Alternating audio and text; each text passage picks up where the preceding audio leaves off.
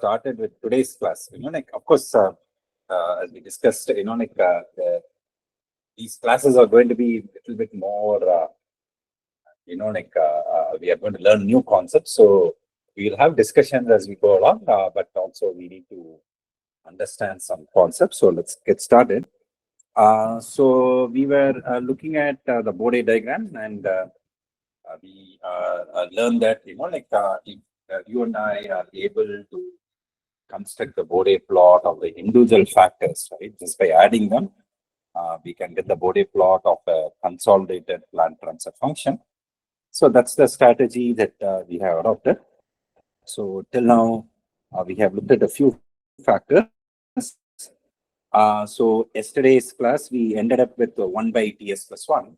So today's class, let's start with Ts plus 1, which is the reciprocal of 1 by Ts plus 1. So if we recollect, 1 by Ts plus 1 had the characteristic of a low pass filter. And for those factors, we used the notion of low frequency and high frequency asymptotes, right, to plot the magnitude plot. So we shall use a similar idea today also. So let's get started with the factor Ts plus 1. So once again, when we substitute S equals j omega, we get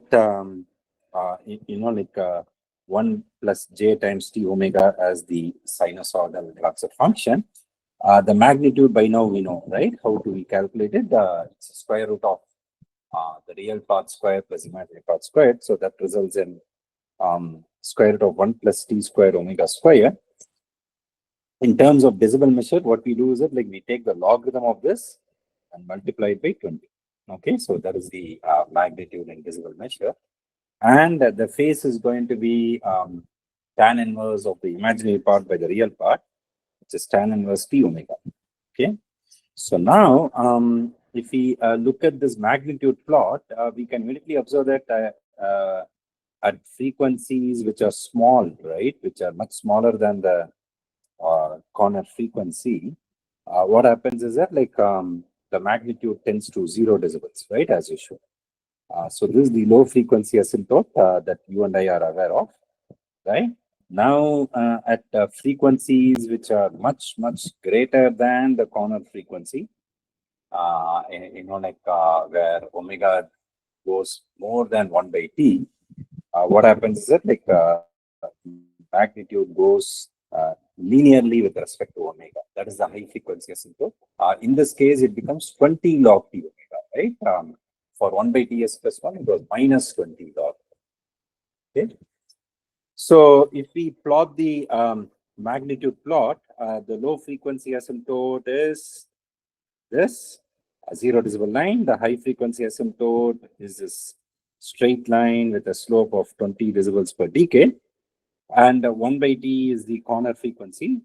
If we once again we can calculate the actual magnitude. I leave that as an exercise to you. So you can calculate the actual magnitude and figure out the errors, right, between the actual magnitude and the asymptotic value. Now we will have a maximum error of 3 decibels, right, at the corner frequency 1 by t. Okay. So that's what we will figure out. So once again, 1 by t is the corner frequency, and the high frequency asymptote also has a slope of 20 decibels per decade, or we can write it as 6 decibels per octave, right? So all of this we are familiar with. So immediately we can observe that the characteristic of Ts plus 1 is quite opposite to that of 1 by Ts plus 1, right? Whereas 1 by Ts plus 1 acted as a low pass filter, it sort of attenuated the frequency components beyond the corner frequency 1 by capital T. Ts plus 1 starts amplifying the signals, right, beyond the corner frequency of 1 by capital. Okay, so that's something which we can immediately observe, right, from these two plots. Now, if we go and look at the phase plot, we can immediately figure out that the phase is going to go from 0 to 90 degrees now. Okay, so because the phase expression is tan inverse T omega, so as omega tends to 0, the phase goes to 0. At omega equals 1 by T, which is the corner frequency, the phase is tan inverse of 1, which is 45. And as omega tends to infinity, the phase goes to 90 degrees. Okay, so the phase plot is like this. So we start from 0, and there is an inflection point at the corner frequency where the phase becomes 45 degrees.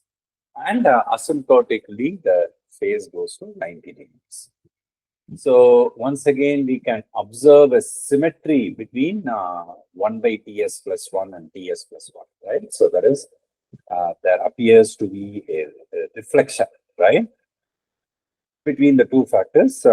And that is a common theme, right? So when we have factors which are reciprocals of each other, we are going to have this symmetry, right, in the magnitude plot of the phase plot, because we are using a logarithmic measure, and also we are using a logarithmic scale for the frequency. All right. So that's what we are having. All right. Okay. So any question on Ts plus 1 before we go to the second order factor? Fine. Okay. So then let's go to the second order factor. So as we recollect, like the building blocks, right, of all these of any essentially like transfer function. Like we have a constant term, and then like we also essentially have like the first order factor, 1 by Ts plus 1 and Ts plus 1, and also we have the integral term and the derivative term. Okay, so that is also part of the standard blocks. So the last block that we are essentially going to look at, which will appear in these in this discussion, is the second order factor. Okay, so as we know, the second order factor is of this form, right? Omega n squared divided by s squared plus 2 zeta omega n s plus omega n squared. So now we will learn how to plot the Bode plot of this factor. So once again, what we do is it like first we divide throughout by omega n squared. We convert to this form. Okay, we make the numerator as 1, and we are essentially looking at the damping ratio being less than 1. So what we do is that, like, of course, we substitute s equals j omega, right? And then the factor becomes simplified in this way, right? So it becomes 1 minus omega squared by omega n squared plus j times 2 zeta times omega by omega. How do we get this minus omega squared by omega n squared suddenly? Because j square is equal to minus 1, sir. Okay. So when we substitute s equals j omega, you can essentially, you substitute, we get j squared by omega n squared, right? So when it essentially gets j squared by omega n squared, we will immediately see that, j squared tends to minus 1. And, that's how we get the minus 1, right? Minus omega squared by omega n squared term here. Okay. So once again, having established this, we essentially evaluate the magnitude of d of j omega.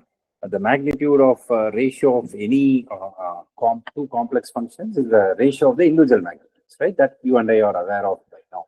So when we want to evaluate this magnitude, this becomes the numerator magnitude is 1. It stays as it is. Then the denominator, please note, this is the real part, this is the imaginary part, right? So what will be the magnitude? It will be square root of real part square plus imaginary part square. Okay, so that's what we have. So at first glance, one may think, oh, okay, this is becoming a little bit more complex. Of course, it's complex than the first order factor because the order of the transfer function has increased, right? So, but then we'll see that we are going to get some simplifications, and the phase is going to be tan inverse of the imaginary part 2 zeta omega by omega n divided by the real part 1 by omega squared by omega n squared. Okay, so that's going to be the phase. So this also we are aware of. Now we look at the magnitude. The magnitude in decibel measure is going to be 20 log this magnitude measure. That we can write as minus 20 log this metric, right? Because why? 1 log of 1 by x is minus log x, right? So we use the same idea to write this expression. Now we can observe something interesting that will develop here. Okay, so when omega, the frequency omega is much lower than omega n, okay, the natural frequency. So what will happen is that like omega by omega n will become very, very small when compared to 1. So let's say omega by omega n is of the order of 10 power minus 2. What will happen to omega squared by omega n square? It will become Negligible, sir. 10 power minus 4, right? So we are subtracting 10 power minus 4 by 1 from 1 and squaring it. And then the second term is also going to be order of 10 power minus 4, right? So effectively, what will be the magnitude? It will tend to 1. 1. Yeah. So all the other terms, limiting terms will be very small. So we will just end up with 1. And log of 1, as we know, is 0. So that is why as omega is very small, the low frequency asymptote, even in the second order factor, is going to be 0 decibels. Okay, so we see that the 0 decibel line still the low frequency asymptote. Okay, in this particular case. Now, similarly, when omega is much greater than omega, okay, so then what happens is that like omega by omega n becomes much greater than 1. Okay. Then what do you think will happen? Let's say previously we took 10 power minus 2, right? Let's take 10 power 2 now. So what do you think will happen inside? This term will go to 10 power 4, right? This term will go to 10 power 2. But then this is like 1 minus 10 power 4 whole square. This is 10 squared whole square, right? So which term do you think is going to dominate? It is going to be finally 10 to Omega power. by 10 to power 4, sir, actually. So it will be minus omega squared by omega n squared, right? That will be the limiting value. So if we take the square and then take the square root, you and I will get minus 40 log of omega by omega. Okay, so I hope it's clear how we got this as the high frequency asymptote. Okay, so the high frequency asymptote is minus 40 log of omega by omega n, which is once again a straight line, but now with a slope of minus 40 decibels per decade. By now we know how to calculate it, right? So we go 1 decade above, we replace omega with 10 times omega, the value drops by minus 40. Okay, so that's how you and I get the high frequency asymptote to be minus 40 log of omega by omega n. So once again, we can observe that the corner frequency, which is the hypothetical frequency at which the two asymptotes will meet, is going to be the natural frequency omega n. Okay, so we can observe that the low frequency asymptote is 0 decibels. When do you think, at what value of omega do you think the high frequency asymptote will become 0? At omega equals? Infinity, sir. Infinity. Omega. 0. Omega n. No, when Omega is equal to omega n. Sir. omega equals omega n, right? So when omega equals omega n, what will happen to this term? Omega by omega n will become 1, right? So log of 1 will become 0, right? So that is why the corner frequency is omega n, right? The corner frequency is the frequency at which the two asymptotes will meet. So based on what we have learned till now, okay, we will proceed further, right? So that like you and I also understand the concept of resonance. So at some point in time when we discussed all the frequencies of a second order system, I told you that you'll also understand resonance better when we come to frequency response, right? So we'll look at that also today. Okay, so if we plot the magnitude of this transfer function in decibel, let's say we take omega n as what to say, a corner frequency, and then like we go 10 omega n, then like we go 0.1 omega n. So what happens is that till omega n, sorry, it is the 0 decibel line, and after omega n, the high frequency asymptote is a straight line with a slope of minus 40 decibels per decade. So what do you think will be the slope in decibels per octave for the high frequency asymptote? How do we calculate it? Please note the high frequency asymptote is minus 40 log of omega by omega n. So how do we calculate the slope in decibels per octave? You replace omega with 2 omega. 2 omega. So this will become minus 40 log 2 minus 40 log of omega by omega n. What do you think is going to be minus 40 log 2? Can you calculate and tell me?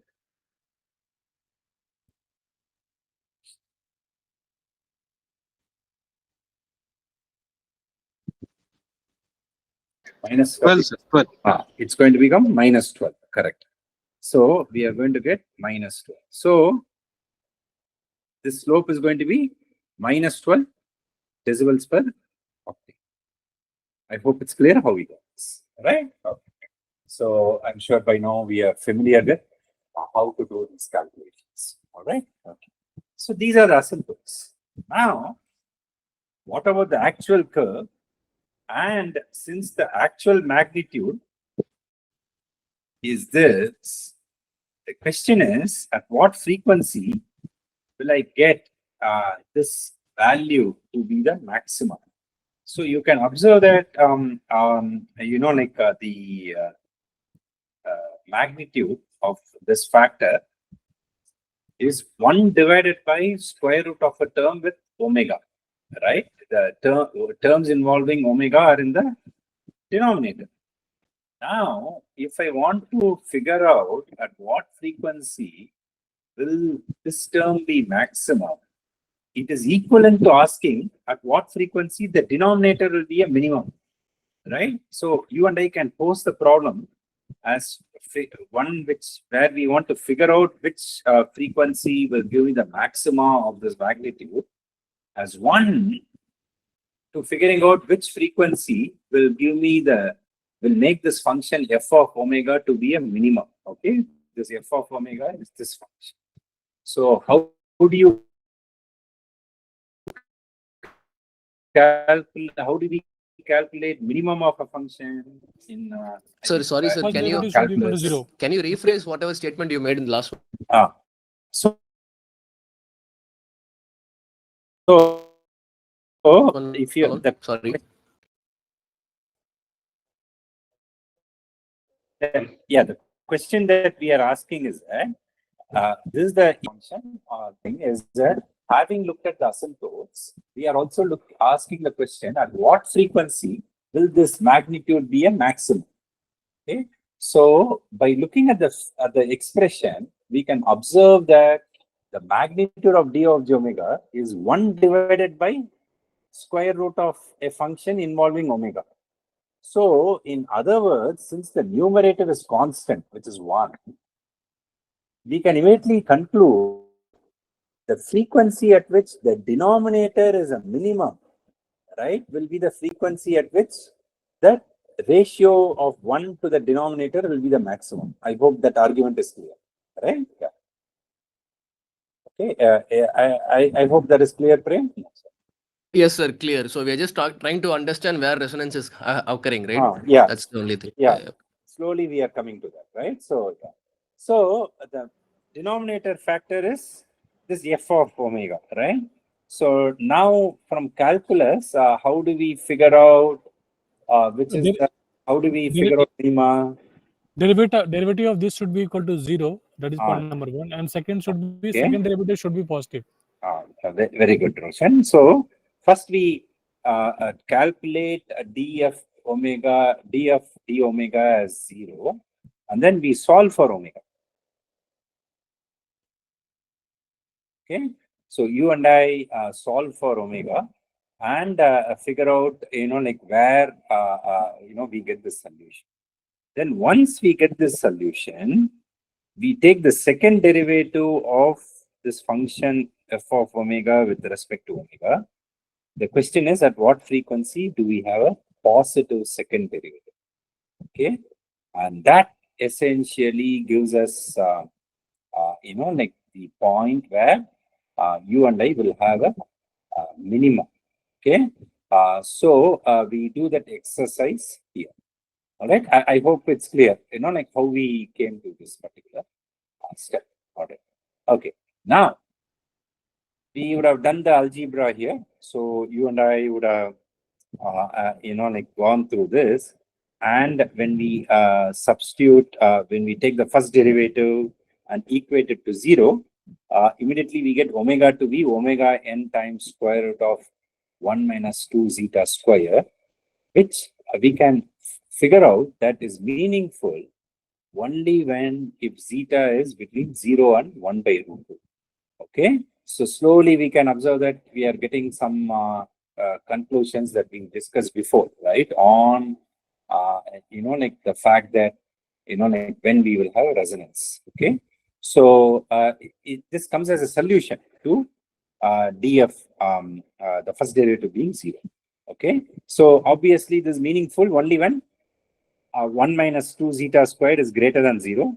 This implies that zeta should be less than 1 by root. Okay, so that's how we get this particular expression. All right. Okay. Now, if we look at the second derivative, and we take the second derivative, so we can immediately observe that the second derivative is going to be positive once again only when zeta is less than 1 by root 2. Okay, so consequently, what you and I can figure out that once again the maxima exist, right?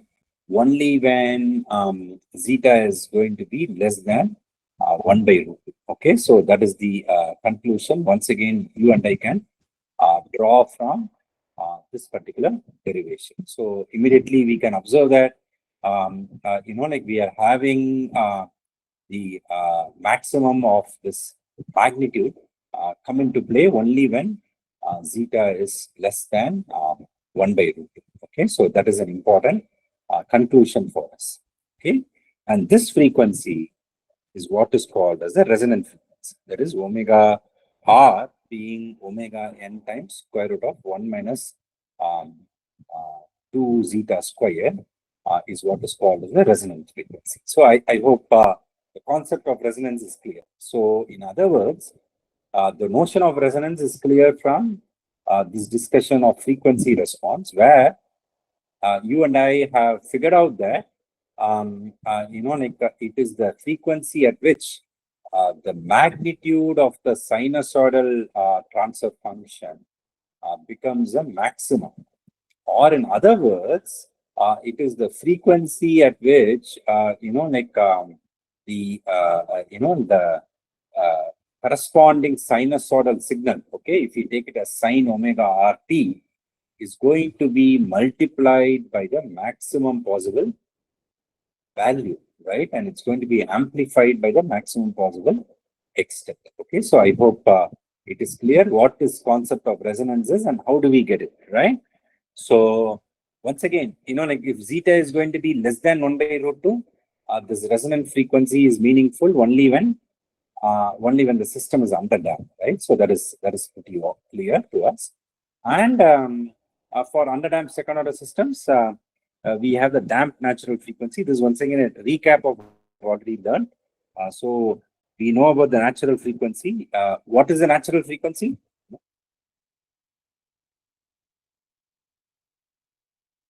The frequency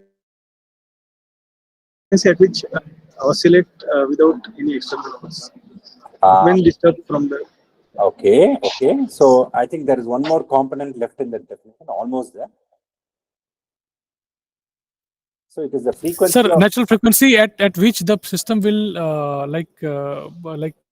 start oscillating without perturbation.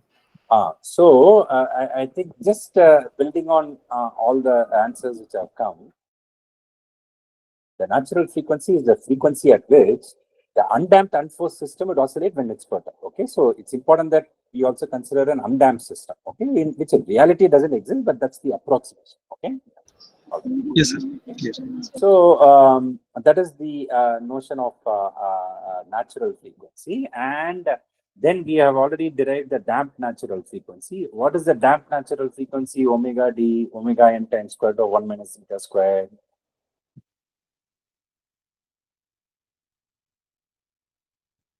So the frequency at which the system will oscillate, or I would say exhibit the properties when this system is perturbed. That is But With with the damped, periodic force, sir. Periodic force, actually. I'm sorry. If there is a periodic force acting on the system, and I would say like time system dependent with force, damper. and the system with damper will behave like okay. the way it So will behave. It will be like damped frequency in that. So let me sort of like summarize that answer, right? So damped natural frequency is the frequency at which the actual damped system will oscillate, right? Its response would oscillate before settling down. So even if you take this underdamped second order system, right? If we give what to say a step input, right? So what's going to happen is that like the output is going to overshoot, undershoot, and so on, right? It is going to oscillate at this frequency, right, before it gets settled down. Okay, so that is the damped natural frequency. And today we have learned the notion of resonant frequency, which is the frequency at which the magnitude of the corresponding sinusoidal transfer function becomes a maximum. Okay, so these are the three important things. I hope with today's discussion these have become clear, right? All right. So any questions on this? So just to get clarity on this, the natural frequency, sir. So natural frequency is basically doesn't exist in the real world, right, sir? If I'm not wrong. I'm sorry. Can you repeat the question? Sir, that means natural frequency in practical it doesn't exist. It's just See, a theoretical yeah. concept in that way. Yeah. So right? why do you and I are interested in natural frequency? Okay. So I will answer that question in a minute.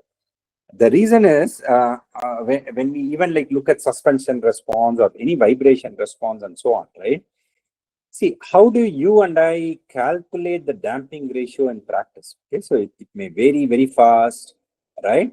Many times, what may also happen is that it may not be also possible to exactly calculate the damping ratio and also figure out, the damp natural frequency and so on under varying conditions. Then what you and I can do is that like we can look at the response near the natural frequency, because we can observe that omega d is omega n times square root of 1 minus theta square, right?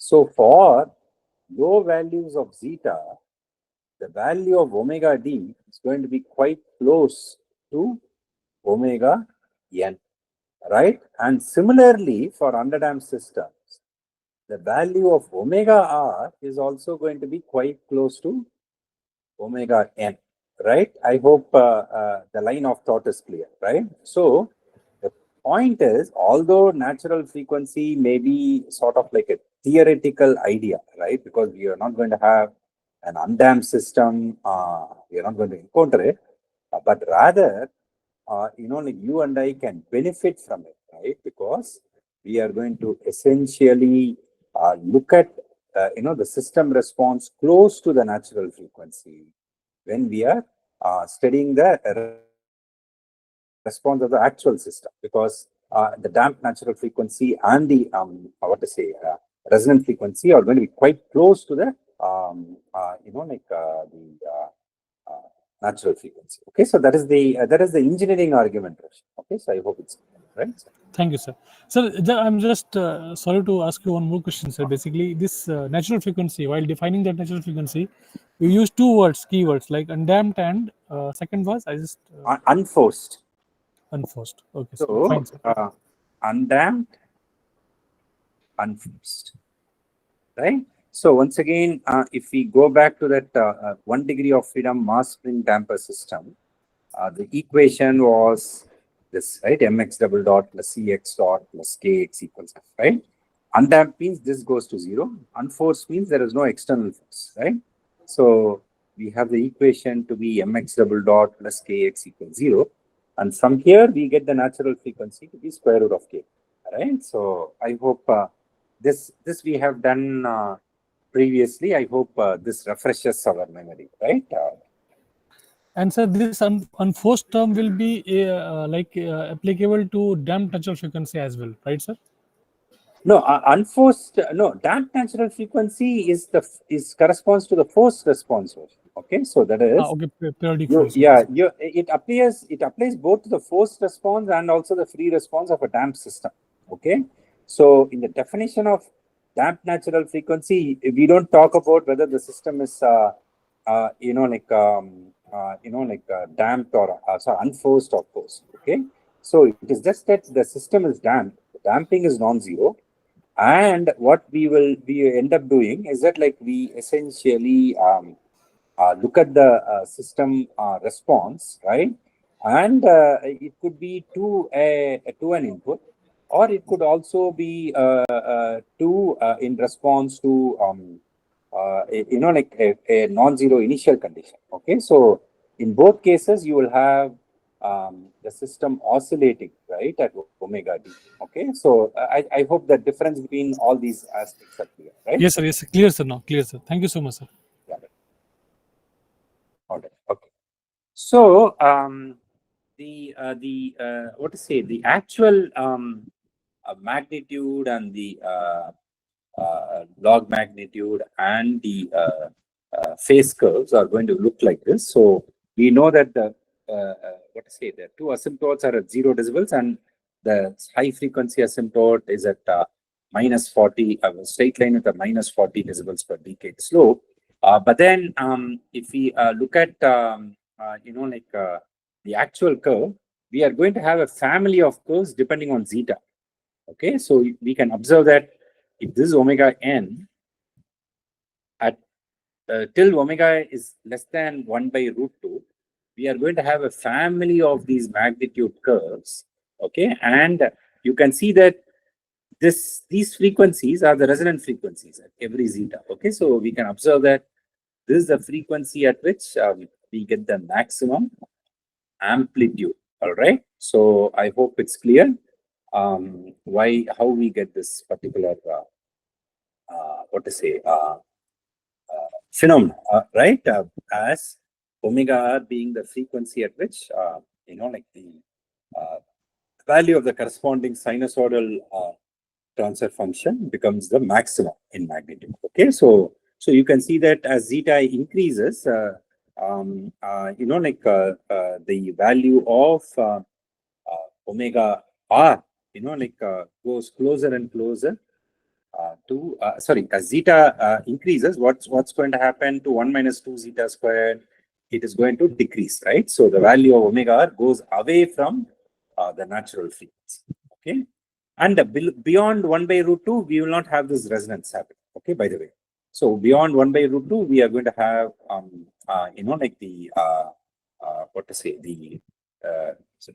curve monotonically going like this. Okay, so that's what will happen beyond 1 by.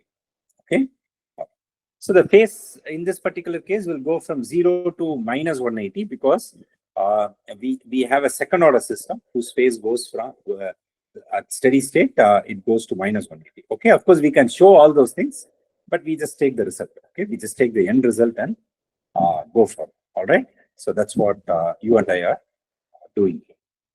Fine. So I think I am going to leave you with these questions, right? And then we'll continue from here tomorrow.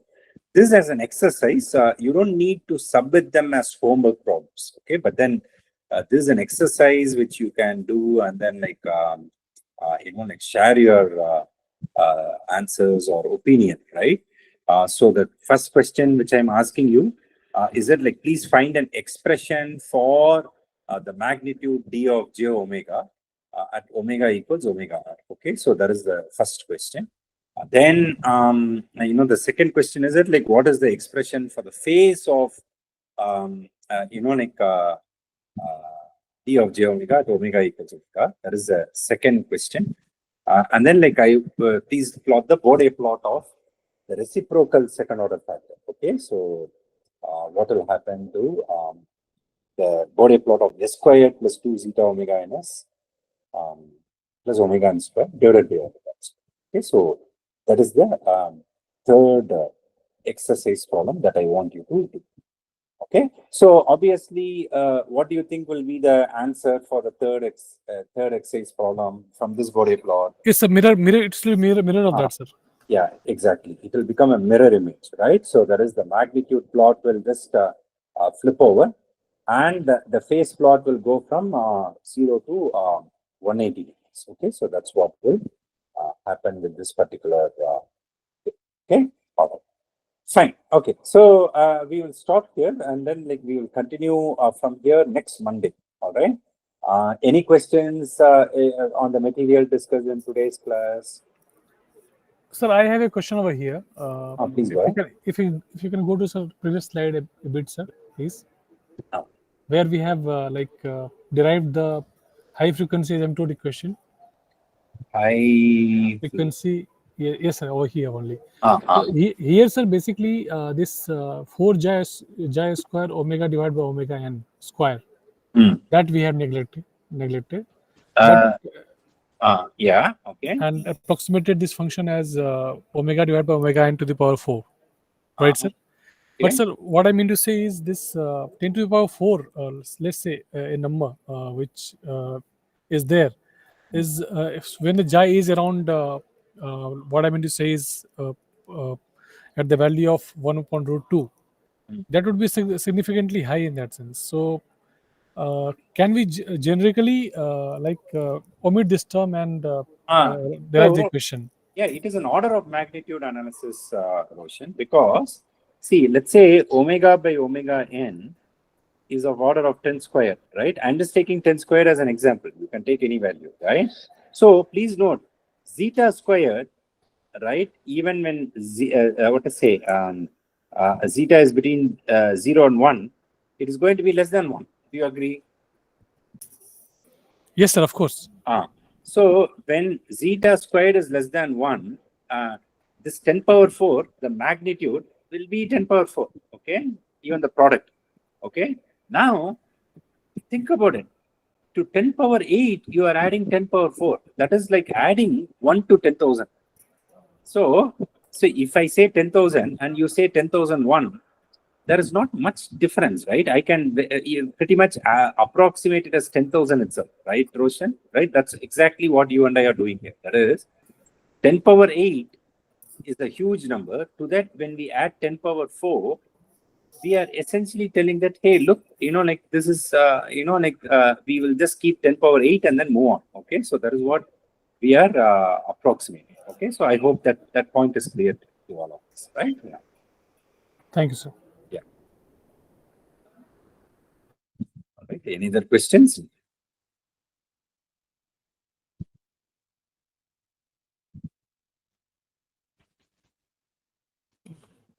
Sir, is there anything like sharpness or shrillness of the resonance? I'm just trying to correlate that how we are saying that this 1 by root 2 is coming as a factor. So just asking in that context. So see, 1 by root 2 zeta being 1 by root 2 is a limiting condition frame. Okay, so what it means is that like beyond this, the resonance does not happen. Okay, that is see, once again, resonance, please note, is a phenomena associated with a stable underdamped second order system. Okay, point number 1. Okay, that is very important for us to understand. Okay, now having understood that, please note that resonance, essentially what you and I are looking at is to figure out what is the frequency at which, if we give a sinusoid, that sinusoidal signal will be multiplied by the maximum possible gain. Okay, so that is what you and I are asking ourselves.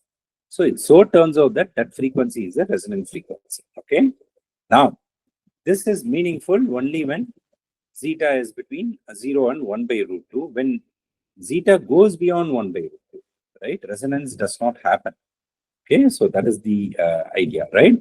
In the sense that when zeta goes beyond 1 by root 2, the maximum value of the sinusoidal transfer function itself is only the 0 decibel value. Okay, so that is the maximum value that you and I will get.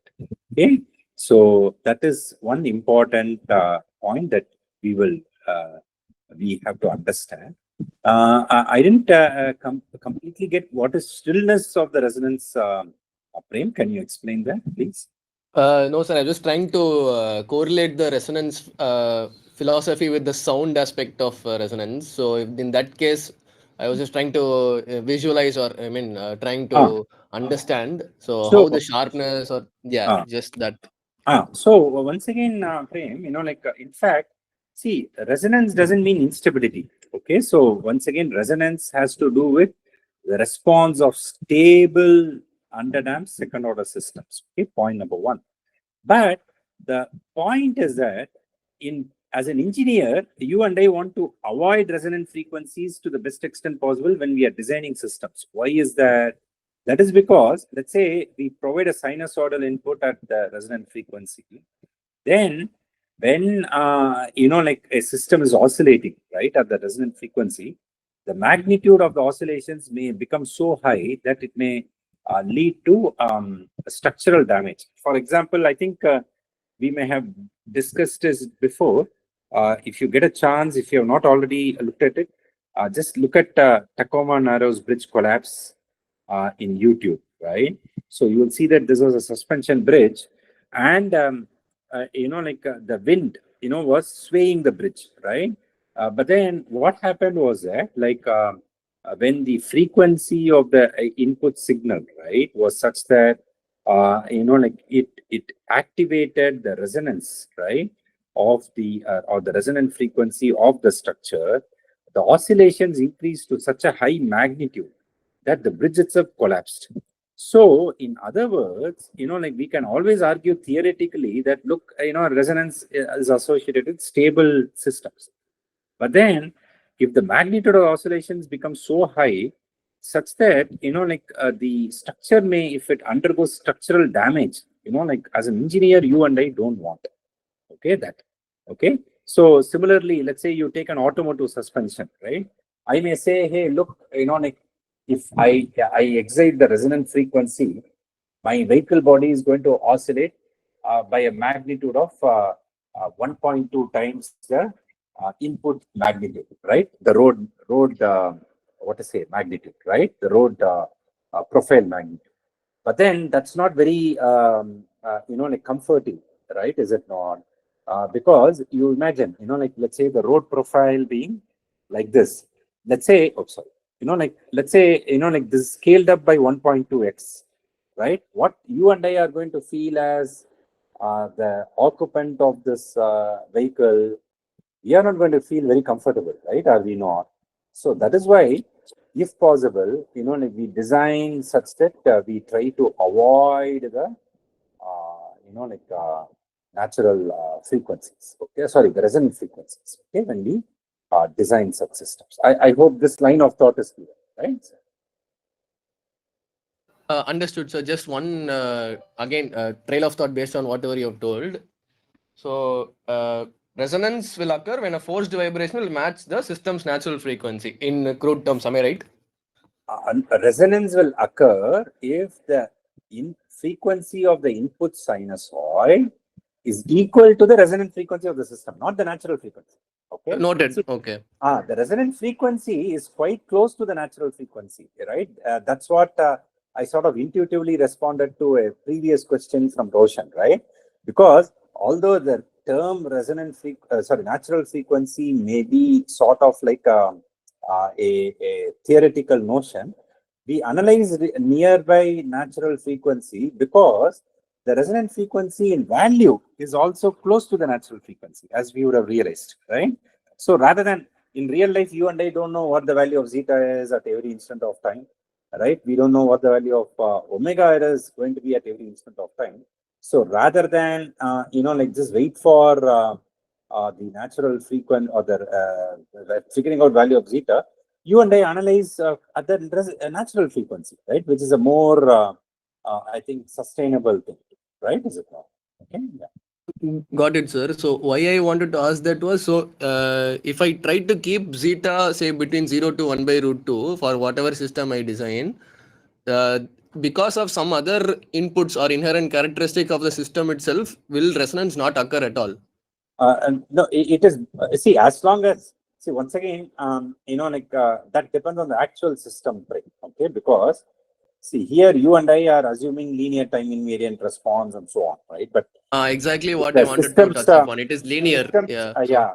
this is a characteristic of stable LTI system, where when you and I work with real systems, and let's say there occurs a situation where we exceed the domain of linearity and it becomes non-linear, this may not happen. I know this is also not meaningful also, right, to begin with, correct? So we need to be aware of those things. Okay? Clear, sir. Thank you. So, do we have any practical scenario where the resonance is a welcome thing? I would say desirable thing. Where resonance is welcome. Okay, so let's say you want to amplify, let's say, the sound coming out from an object portion. I'm just thinking out loud. Like I'm sure all of us can figure out and think loud and come back, right? Let's say, I want to amplify the sound output coming from a structure without really needing to put in much effort. If I trigger the resonance, musical instruments will help in that case. Yeah, exactly, right? In musical instruments and so on, right? So, okay, so I'm sure one can figure out more examples. So please try to find and share with the class. Okay? Sir, medical imaging using MRI is one example. It's there. I need to look at that frame. Thanks for sharing it. I need to look at it and learn. Okay? And sir, typically, what you had taught us in the vehicle dynamics class, that typically the value of zeta damping coefficient is kept as around 0.4 to 0.6 in that range. If I'm not wrong, sir. Right, sir? Which one? Value of zeta? See, the point is, you and I would want to typically, like design in the range of 0.4 to 0.8, because if we go too less a value of zeta, it will overshoot. The system will overshoot. Increase, right? And then if we go too high, the rise time increases, right? So that is why once again, it's an engineering argument, right? So to essentially achieve a good trade-off between all the things, right? So we essentially ensure that we keep the damping ratio between 0.4 and 0.5. Once again, that's an engineering argument. Okay? Right, sir. So in particular scenario, again, the question I want to ask is that, is there any situation where the overdamp system is required, like damping ratio more than one? Yeah. So like overdamp system, see, for example, even one thing which I can immediately think of is that, like even our automatic closing door, right? You open a door, it closes slowly, right? It is an overdamp second order system because the closer, you and I would have increased the damping purposefully so that it doesn't too far close too fast to hit the person who's coming behind us, right? So, okay. Oh, thank you, sir. Thank you for the giving the perspective, sir. Thank you. All right. Thank you. All right. Okay. So I think we have